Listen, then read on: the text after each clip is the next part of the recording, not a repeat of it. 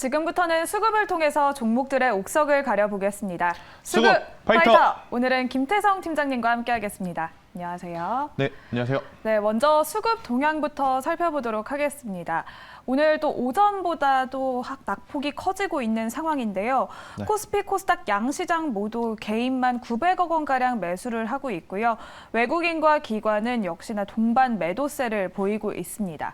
오전보다 점점 더 낙폭이 커져가면서 오늘 시장 어떻게 해야 되나, 또 하지만 오늘이 끝이 아니고 오늘 밤이 더욱더 고비가 될 것 같습니다. 아무래도 CPI 발표를 앞두고 있고 오늘 옵션 만기이기도 하기 때문에 이런 하락세는 어느 정도 예상이 됐었지만 네. 그래도 너무 힘든 시장인 것 같아요. 맞습니다. 일단 주체별 매매 동향을 보시면 여러분들이 물음표가 하나 붙을 것 같아요. 어떤 물음표냐? 외국인과 기관이 이 정도밖에 안 팔았어? 라고 하는 물음표가 붙을 것 같습니다. 왜냐하면 외국인과 기관, 즉 메이저 주체들이 지금 매도한 금액 대비해서 지수가 낙폭이 굉장히 크기 때문에, 또 이제 그동안에 계속해서 밀려 내려왔기 때문에 아마 개인 투자자분들이 심리적으로 느끼는 공포는 지금 그게 달할 수밖에 없는 상황이 아닐까라고 생각이 드는데, 일단 오늘 현물 시장에서는 그렇게 뭐 매도량이 많다라고 보기에는 어려워요. 그런데 이제 추가적으로 좀 영역을 확대해서 보면 파생 시장에서 지금 풋옵션의 외국인의 이 매수세가 좀 이어지고 있다라는 것, 그러니까 풋옵션은 시장이 하락한다라는 것에 이제 베팅을 하는 건데, 이 풋옵션의 외국인들의 매수세가 좀 몰리고 있다라는 것, 그리고 이제 선물 시장에서 외국인이 매도를 또 하고 있다라는 것, 그것이 지금 지수의 하방 압력을 좀 주는 요인으로 작용을 하고 있는 그러한 상황이다라고 좀 보시면 될 것 같고요. 일단 전체적으로 오늘 밤 9시 30분에 이제 CPI 발표를 앞두고 지금 관망장세가 좀 짙은 상황입니다. 그러다 보니까 이제 조금씩 막 흘러내려오는 그러한 시장에 연출이 되면서 개인 투자자분들이 굉장히 지금 스트레스를 많이 받을 수밖에 없는 구간일 텐데, 우선은 오늘 저녁에 나오는 CPI 발표 지수의 방향에 따라서 내일 혹은 다음 주 혹은 이번 하반기, 올해 하반기 정말 중요한 변곡점이 될 수 있으니까요. 그 지표를 보시면서 거기에 이제 저희가 수급 파이터 시간에 말씀드리는 메이저 주체들의 수급을 계속해서 이제 따라가보자라는 전략 한번 드려보도록 하겠습니다. 네, 그래도 현재 외국인과 기관이 매수를 하고 있는 종목이 또 있잖아요. 그중에 옥석을 가려봐야 하니까 종목별로 자세히 살펴보도록 하겠습니다. 현재 SK 하이닉스와 삼성전자 우선주에 또 강한 매수세가 들어오고 있고요. 페노션에도 또 외국인과 기관이 주목을 하고 있습니다. 여기에 더해서 외국인은 HMM에도 강한 매수세가 들어오고 있는 상황이고요. 기관은 또 넥센타이어 자동차 부품주에도 주목을 하고 있는 상황입니다. 현재 이렇게 외국인과 기관이 매수를 하고 있는 종목 중에서 우리는 어떤 종목에 주목을 하면 좋을지 옥석을 가려보도록 하겠습니다. 첫 번째 라운드부터 시작해 보겠습니다. 첫 번째 라운드, 파이트! 네, 성일하이텍과 코스모화학이 만났습니다. 폐배터리 관련주. 뭔가 수급 파이터에서는 굉장히 오랜만에 보는 폐배터리 주인 것 같은데요. 아무래도 전기차 시장이 이렇게 커지면서 폐배터리는 더욱더 커질 수밖에 없는 시장이고, 또 거기다가 선진 국가들에서는 정책까지 더해지면서 인플레 감축법의 최대 수혜주라고 볼 수가 있잖아요. 이 두 종목은 어떻게 보실까요? 일단 지금 같은 시장 상황 속에서도 메이저 주체들의 관심을 받고 있는 종목들은 낙폭이 그리 크지 않다라는 것을 여러분들이 느낄 것 같습니다. 그렇기 때문에 그 어느 때보다도 지금 수급 파이터에서 언급드리는 종목들 여러분들이 꼭 관심을 한번 가져봐야 된다라는 이야기를 한번 드리고 싶고요. 일단 뭐 성일하이텍, 코스모 화학을 대표하는 이 폐배터리 산업뿐만이 아니고요. 일단 현재 지수가 밀렸음에도 불구하고 살아남은 섹터가 뭔가라고 봤을 때 2차 전지밖에 안 남았어요. 그만큼 지금은 앞으로의 성장성 굉장히 중요하게 본다라는 거죠. 그러니까 반도체 IT가 현재 우리나라 시장을 지금까지 이끌어왔던 것 인정을 합니다. 하지만 앞으로 이끌 수 있을 것이냐 없을 것이냐 여기에 물음표가 붙은 상황에 일단 전기차가 그 자리를 지금 메워주고 있고, 그 안에서 굉장히 빠른 순환매가 돌고 있죠. 전기차 소재주 에코프로비안, LNF들이 좋을 때가 있었고, 또 셀업체들이 좋을 때가 있었고, 또 이제 오늘 같은 경우에는 지수가 좋지 못한 가운데서도 여전히 폐배터리 관련주들이 지금 관심을 받고 있죠. 내년 10월부터는 정식적으로 이제 폐배터리를 활용한 제품들이 이제 출시가 될 가능성이 높다는 이야기가 나왔기 때문에, 그래서 이제 성일하이텍을 고를 것이냐, 아니면 코스모 화학을 고를 것이냐, 아니면 그 기타 많은 기업들이 있죠. 네. 세비캠이라는 기업도 있을 것 같고요. 또 MPC라는 기업이 있을 수 있을 것 같고 파워로직스라는 기업이 있을 수 있을 것 같은데 많은 분들이 좀 궁금해하실 것 같습니다. 어떤 종목이 가장 좋을 것이냐. 네, 그래서 이제 그 이야기를 한번 드려보도록 하겠습니다. 네, 폐배터리 관련주 중에서 그중 성일하이텍과 코스모화학 중 어떤 종목을 더 매력적으로 보고 계실지 첫 번째 라운드의 승자 바로 공개해 보겠습니다. 네, 첫 번째 라운드의 승자는 성일하이텍을 꼽아주셨습니다. 네. 올해 상장한 새내기 주인데 그렇죠. 또 신규 시설 투자까지 하면서 성장성에 대한 자신감을 보이고 있습니다. 일단 증설을 할 거라면 빠르고 강력하게 하는 게 저는 좋다 생각이 듭니다. 나중에 정말 캐파가 커지고 감당할 수 없을 때 그때 돼서 이제 증설을 한다고 하면 사실은 이제 조금 늦는 상황이거든요. 근데 성일하이텍 같은 경우에는 상장과 동시에 지금 계속해서 증설에 대한 이야기를 하고 있는 상황이기 때문에 올해 이제 두 기업이 상장을 했죠. 성일하이텍 그리고 세비캠. 근데 이제 기업 이 규모 기준으로 본다면 성일하이텍이 이제 가장 큰 형 같은 느낌이 이제 아마 들으실 거라고 여러분들도 느끼실 것 같은데 저는 성일하이텍 같은 경우에는 이 폐배터리 재활용 관련해서 국내 유일의 습식 재련 기술을 갖고 있는, 그러니까 기술력을 갖고 있다라는 것에 이제 포커스를 맞춰야 될 것 같습니다. 뭐 폐배터리 지금은 이 광물 자원들의 가격들이 너무 많이 오르고 있잖아요. 네. 뭐 히토리도 그렇고 뭐 리튬도 그렇고 안 오르는 광물 자원들이 없을 정도로 지금 이 원자재 전쟁까지도 일어나고 있는 상황 속에서 폐배터리 재활용 산업은 이제부터 시작 그리고 이제부터 커가는 그러한 상황이기 때문에 저는 성일하이텍을 가장 유심 있게 지금은 봐야 된다. 지금 기준으로 말씀을 드리는 거예요. 왜 그러냐면 대기업들이 이 폐배터리 산업 진출 안 할 수가 없을 것 같다는 생각이 듭니다. 네. 그러면 진출하고 나면 이 판도가 조금 바뀔 수는 있겠습니다만 현재 기준으로는 성일하이텍이 그래도 가장 탄력적으로 움직여줄 수 있지 않을까라는 이야기를 한번 드려보도록 하겠고요.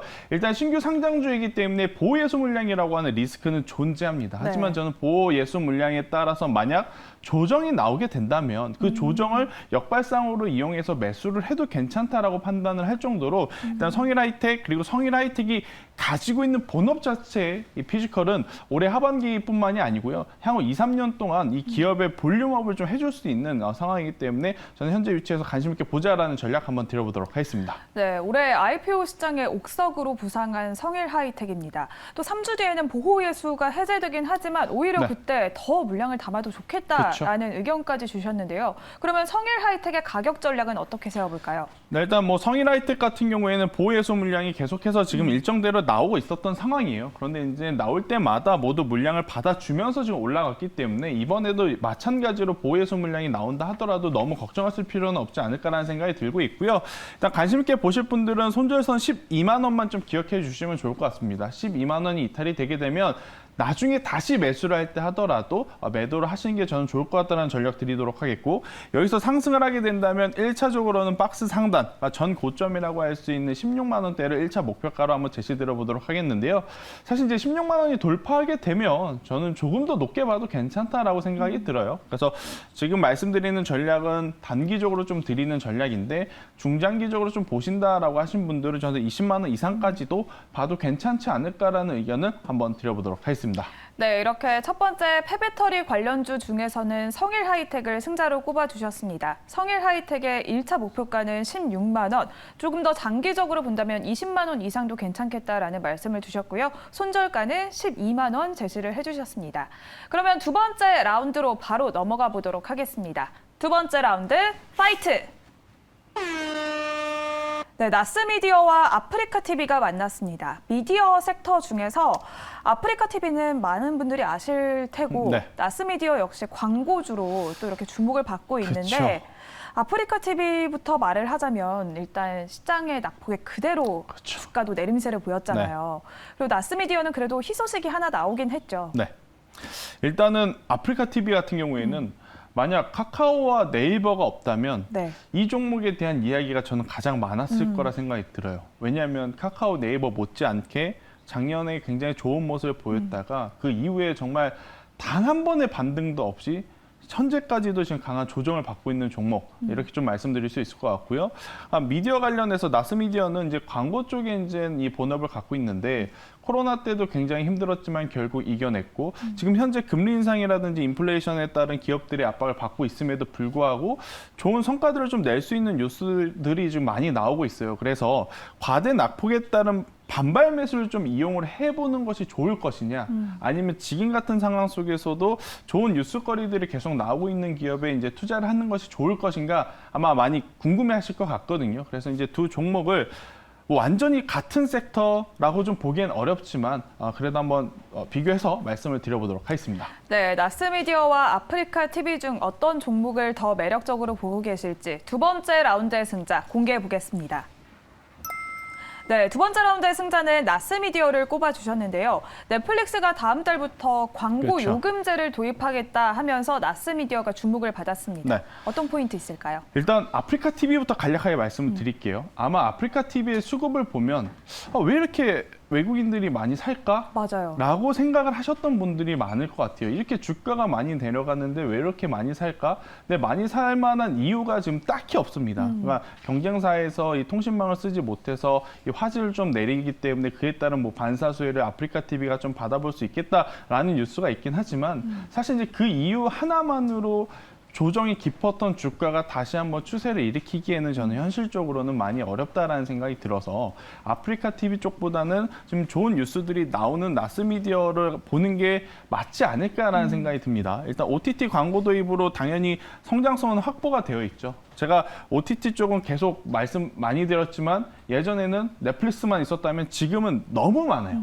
너무 많기 때문에 거기에 하나씩 이 OTT 광고가 도입이 되게 된다면 실적에 대한 걱정은 없다라고 생각이 들고 있고 모사가 KT라는 것, 모사와 협업해서 본격적으로 또 이 OTT 사업의 광고 기업으로서 이제 선두주자의 역할을 지금 잘 해 나갈 수 있다라는 것이 가장 중요한 포인트가 아닐까라는 생각이 듭니다. 그래서 주가의 조정을 받고 이제 그 후에 반발세가 나오는 그런 패턴도 저는 중요하지만 지금은 그 어느 때보다도 실적에 대한 기대치.